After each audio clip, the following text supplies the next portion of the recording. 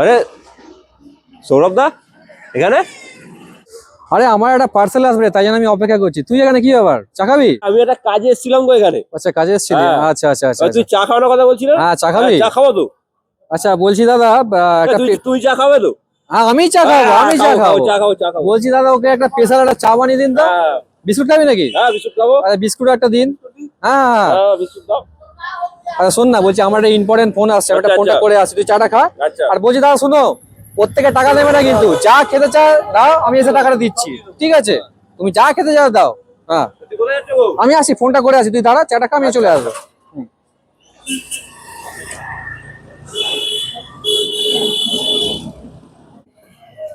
দাদা একটা বিস্কুট দিন তো। হ্যাঁ।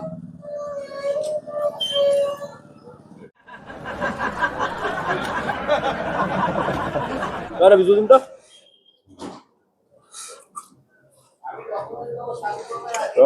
যাবি দাদা? তিনটে চা হলো তো? হ্যাঁ, আরে চা দাও, দিচ্ছি।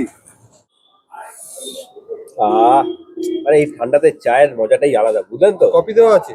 কফি দারুন তো। তাহলে তো একটা বিস্কুট দিন না। আমি 5-6টা বিস্কুট খেয়ে নিয়েছেন আর হাফ আছে, দিয়ে দেবো?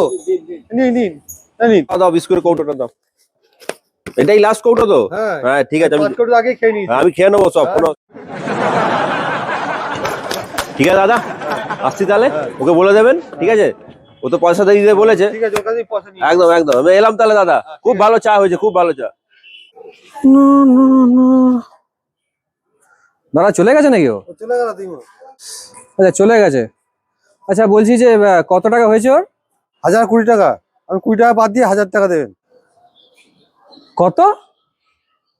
1020 টাকা? কি খেয়েছে ও?